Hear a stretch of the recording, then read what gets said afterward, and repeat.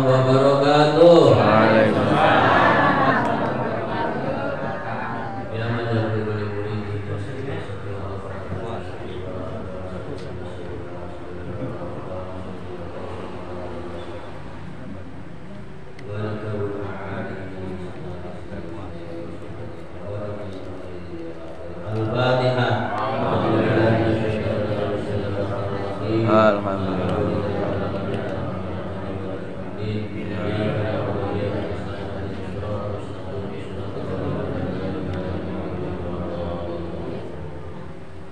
Bismillahirrahmanirrahim. Alhamdulillahirabbil alamin. Wassalatu wassalamu ala syamsil mursalin wa qawarin nabiyyin wa sidratil muntahal arifin sayyidina maulana Muhammadin wa ala alihi wa ashabihi wa ala sa'iril anbiya'i wal mursalin wa ala alihi wa ashabihi ajma'in. La haula wa la quwwata illa billahil aliyyil azim. Ilahi anta maqsudi wa ridha maqsudi ma'atini ma'akata wa ma'rifata ma'atini ma'akata. Amma ba'du ilahi anta maqsudi wa ridha maqsudi ma'atini ma'akata wa ma'rifata ma'atini ma'akata. Itu asar jam 15 dan 10 menit. Singkat saja. Tabaruk kitab Fadhailus Syuhur. Alhamdulillah kita semua masih diberikan oleh Allah anugerah yang luar biasa. Intan mutiara. Apa itu? Adalah nafas. Nafas itu adalah intan, jauhar. Karena kalau tanpa nafas, apapun yang kita miliki, apa yang telah kita kumpulkan, semuanya tidak ada artinya. Maka syukurilah anugerah nafas. Karena nafas itu adalah sumber kehidupan. Seperti halnya ikan hidup di dalam air. Tanpa air, ikan bukan siapa. Kita pun sama. Kita hidup itu adalah di ruang kosong yang penuh dengan udara, bukan sekedar oksigen, bukan sekedar udara ini, tapi di dalamnya adalah ada sumber kehidupan. Tanpa ada nafas, kita bukan siapa. Maka syukurilah setiap masuk dan keluarnya nafas. Dengan apa? Dengan la ilaha illallah.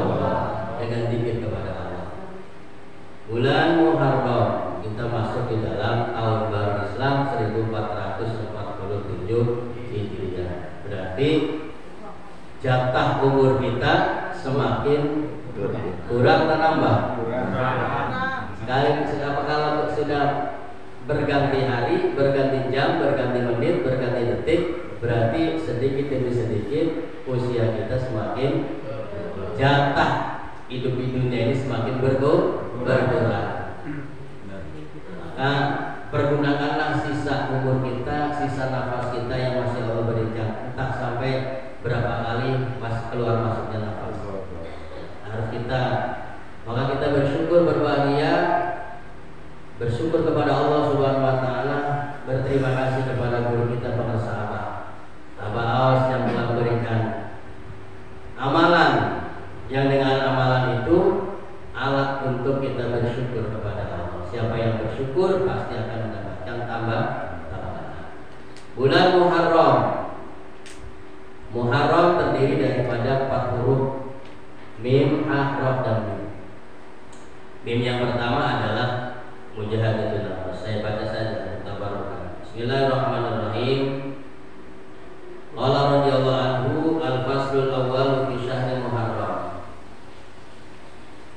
Walahu arba'atu ahrufin wa ya al-mimu wal ha'u wal ra'u wal mimu saniyu. Betul baca baca itu bersalah saja diberikan. Fa ammal mimu al-awwalu mujahadatu nafsi. Qala Syekh As-Sanusi radhiyallahu anhu Isarfil Jazari an-nafsu idza balagat al-adwi idza faja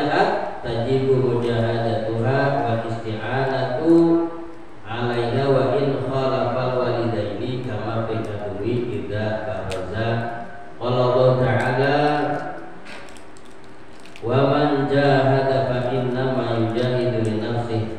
Al-Ankabut ayat 6. Wa nafsu a'dhamu hijabin bainaka wa bainallah ta'ala. Wa nikmatul umma hiya al-khuruju minan nafs. Kita harus mengerti tentang diri kita supaya manusia itu kudu ngerti kemanusiaannya. Lamun manusia orang ngerti ning awake dhewe ya terlalu. Maka kita belajar zikir itu adalah dalam rangka untuk mengetahui diri kita. Diri kita itu terdiri dari dua aspek. Ada aspek lahir, ada aspek batin. Ada lahir, ada batin. Ada jasmani, ada rohani.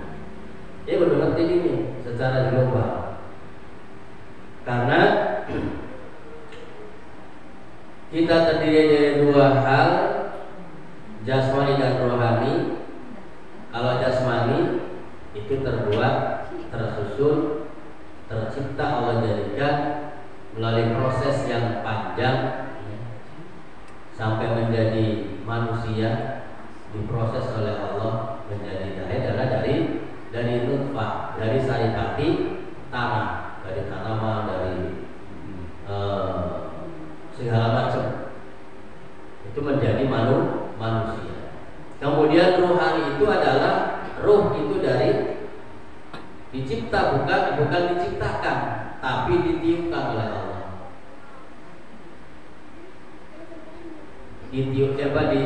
Bukan diciptakan. Kalau anggota badan ini adalah diciptakan diproses. Tapi kalau ruhani itu dihembuskan, ditiupkan oleh Allah. Fa idza sawaituhu wa nafakhtu fihi min ruhi faqa'u lahu sajidin. Ditiupkan. Maka ketika sudah umur janin di dalam rahim ibu itu sudah umur 4 bulan, maka ditiupkan ruhnya. Ditiupkan. Akhirnya ketika sudah ditiupkan ruh itu ke dalam wadah yang sudah tercipta, yang sudah sempurna, maka menjadi hiduplah. Ya, hidup si janin ini menjadi hidup. Jadi diri kita yang sejati itu adalah yang hidup itu. Kalau yang lahir ada cuma sebagai wadah. Nah, bagaimana kemudian Allah untuk menguji kita diberikan yang disebutkan dengan hawa, dengan dorongan-dorongan yang disebut dengan, kalau nafas jiwanya itu adalah jiwa yang murni, itu dari Allah. Kemudian ditiupkan, diberikan namanya hawa, dorongan-dorongan itu dengan kemauan-kemauan, keinginan-keinginan, ingin makan, ingin minum, ingin hubungan seksual dan pengen segala macam, itu disebut dengan hawa nafsu. Hawa nafsu. Inilah kebanyakan manusia itu lupa kepada Allah karena senantiasa mengikuti hawa nafsu. Kalau sudah kita ini, jiwa kita itu sudah menuruti hawa nafsu, maka celakalah kita, akan menjadi makhluk yang sangat terhina, lebih hina daripada binatang. Balhum atau bahkan akan lebih sesat daripada binatang. Nah, binatang juga makan minum, hubungan seksual. Kalau manusia tidak menuruti keinginan hawa nafsunya, maka dia akan lebih jahat, lebih kejam, lebih brutal, lebih sadis daripada binatang buas. Maka disinilah pentingnya untuk mujahadatun nafas, untuk mengendalikan hawa nafsu itu. Jangan sampai kita terpedaya oleh hawa keinginan nafsu. Maka disinilah dengan rahman rahimnya Allah, sifat kejembaran rahmaniyahnya, Allah turunkan para nabi dan para rasul, diutus untuk menyelamatkan diri ini agar selamat daripada rombongan hawa nafsu. Maka diberilah cara, diberilah alat untuk memerangi hawa nafsu, diberikan trik untuk mengalahkan hawa nafsu. Banyak cara, dengan berpuasa, dengan segala macam, banyak. Tapi yang paling hebat untuk memerangi hawa nafsu, untuk mencegah agar kita jangan sampai mengikuti keinginan kehendaknya hawa nafsu, yaitu dengan zikrullah. Maka kita bersyukur berbahagia telah diberikan oleh Allah lewat guru kita dibimbing untuk apa? Untuk senantiasa kita itu jangan sampai terus nafsu ini dituruti. Kita jangan sampai menjadi budak nafsu. Jadi budak nyawa nafsu, pengen nafsu dan pengen makanan dituruti, pengen makanan dituruti. Akhirnya badan cing bakal ketempuan. Diri kita yang akan menanggung resikonya. Maka nafsu ini harus disapi. Ya, disapi. Hawa nafsu ini jangan senantiasa dituruti baik kepengenannya, kudu disapi sekitik. Dengan apa? Dengan zikir. Hawa nafsu itu kebanyakan itu memerintahnya kepada hal-hal yang negatif yang akan menyengsarakan diri kita. Kalau kita sudah terjerembab, sudah ikut kepada rengekan hawa nafsu ini, kita nanti akan menjadi sengsara hidupnya. Ya. Maka nafsu ini harus kita bentengi, harus kita kendalikan, tidak dibunuh. Karena nafsu itu adalah penting bagi kita. Sehingga nafsu ini harus dikendalikan. Nafsu itu ibaratkan seperti binatang buas. Bagaimana agar binatang buas ini menjadi jinak, menjadi nurut, ya, menjadi nurut, dikongkon begini nurut. Nah, hawa nafsunya kita yang menjadi pengendali nafsu, bukan kita yang dikendalikan hawa nafsunya. Maka bagaimana caranya? Hawa nafsu ini seperti binatang buas. Sebagaimana binatang buas ini bisa nurut, bisa tunduk, bisa patuh karena didatangkan seorang pawangnya. Anak pawangnya macan semono galak bakal senang pawangnya nurut beli bu. Ada sirkus kan? Iya, ngomong joget turut, ngomong ngatur turut. Nah pawang macan, ya pawangnya macan. Iwak lumba-lumba mau nenek ning posting tapi bakal senang pawangnya bisa nurut, bisa dari tontonan, beli maning. Nah ini kira-kira bagaimana hawa nafsu yang ada dalam diri kita ini menjadi nurut, akhirnya kita kendalikan, jangan sampai hawa nafsu ini melakukan hal-hal yang tidak baik. Kira-kira nafsu yang jelek ini dirubah menjadi yang bagus. Kira-kira kesenangan tadi yang negatif, hawa nafsunya kira-kira diarahkan untuk senang kepada hal-hal yang positif. Yang tadinya peluyuran kemana-mana, hawa nafsunya turuti, pengen nafsu, pengen marah, pengen ngomong, pengen makin, aja turuti baik. Karena bakal nyengsarakan. Entah duit berapa-berapa, bakal turuti dalam nafsu mah, pengen makin dituruti. Iya, ya ada duit orang. Ada langkah. Ya kudu. Iya, pengen lambi kian, pengen lambi dituruti baik. Ya ada duit mah bisa baik, tapi bakal. Maka kudu dituruti. Keinginan hawa nafsu sing mau negatif, kira-kira diarahkan menjadi keinginan yang positif. Yang tadinya pengen nonton TV baik, ganti mah mana ibadah, sholat jamaah, baca Quran. Pada waktu itu adalah sama, digunakan untuk hal yang positif juga akan habis, digunakan untuk hal yang negatif juga akan habis. Ya, mari kita gunakan karena waktu semakin hari semakin berkurang di atas tubuh kita. Kalau kita tidak gunakan dengan sebaik-baiknya, maka kita akan menjadi orang yang khosir, orang yang rugi. Maka alhamdulillah bersyukur kepada Allah. Terima kasih kepada guru dan para sahabat yang telah memberikan, yang telah menjadi pawang nafsu kita. Beliau adalah pawang nafsu kita.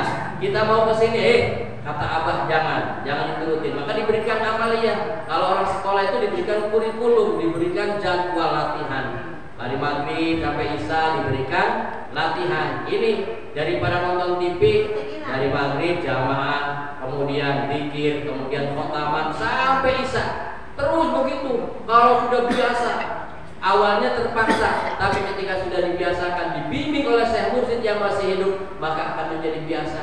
Terus biasa, akhirnya Si mulanya nonton TV baik kan, TV-nya ganti, dia depan tembok nya TV-nya. Mulai mau di setel baik karena harus biasa maghrib sampai isya. Hari mau mah bakal maghrib anak siaran-siaran atau tayangan-tayangan sing agak mama enak-enak kan sinetron gunggung. Ketika sudah dilatih antara maghrib sampai isya, sudah duduk tidak berpindah, dilatih oleh beliau para sahabat, maka semakin hari semakin lama nafsu kita menjadi senang ibadah. Jadi orang kelingan mana kan sinetron kan apa drakor mau orang kelingan ya. Kula bengen senang nonton bola, bahkan setiap pertandingan bola pemain Persib wis gak pokoknya sembahyang mah dingin. Ya ending sembahyang. Pokoknya sembahyang mah. Bahkan tayangan iya bener tuh, bener. Pengalaman udah saya. Tapi sekarang alhamdulillah atur nuhun abah, atur nuhun. Keinginannya seperti itu sudah tidak lagi. Itu karena dibimbing.